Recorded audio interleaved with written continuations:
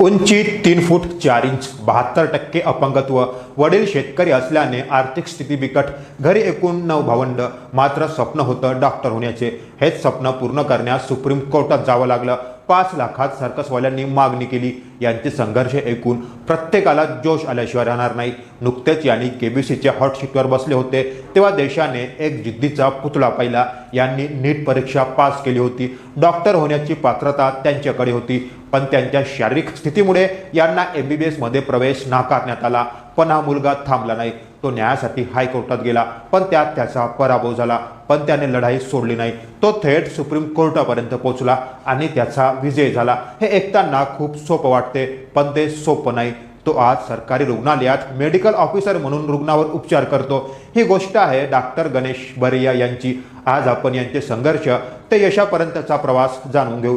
नमस्कार, मी पंकज, आपण बघता बोल भाई.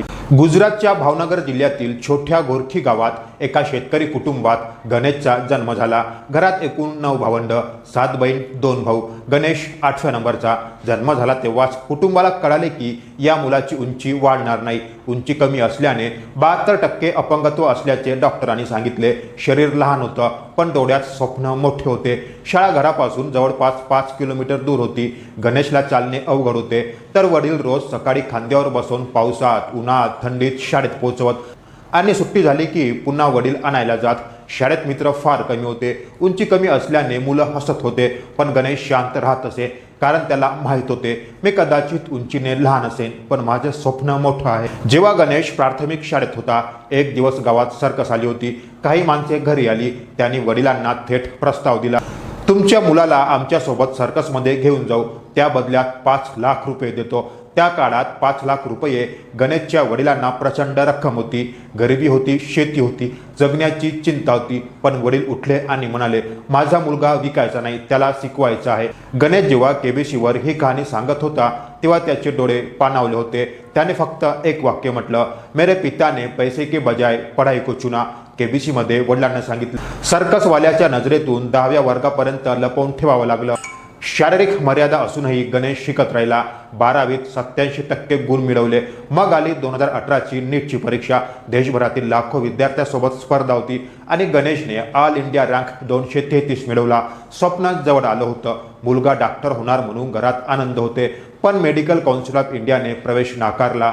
तुमची उंची कमी आहे, तुम्ही इमर्जन्सी केसेस हाताळू शकणार नाही, त्यामुळे प्रवेश देता येत नाही, हे कारण दिलं. पण गणेश थांबला नाही. तो कोर्टात जायचे ठरवले, पण घरची आर्थिक स्थिती बिकट होती. वडिलांनी म्हटले, आता राहू दे, कोर्टात जायला पैसे नाहीत. गणेश हुशार विद्यार्थी असल्याने अनेकांना वाटत होतं की याला प्रवेश मिळायला पाहिजे. अशातच गणेशला 11 व 12वीला शिकवणारे नीलकंठ विद्यापीठाचे प्राचार्य डॉक्टर दलपतभाई कटारिया यांचे मार्गदर्शन होतेच. यांनी या केसकरिता आर्थिक मदत करण्याचे ठरवले आणि कोर्टाचा खर्च उचलला. प्रथम ही केस गुजरातच्या हायकोर्टात गेली. यात गणेशचा पराभव झाला. हायकोर्टानं सांगितले की इमर्जन्सीमध्ये तुम्ही काम करू शकत नाही.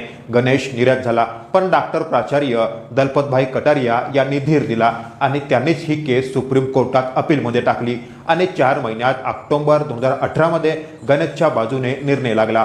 सुप्रीम कोर्टाने स्पष्ट म्हटले, उंची डॉक्टर होण्यास अडथळा असू शकत नाही आणि डॉक्टर होण्याचा मार्ग मोकळा झाला.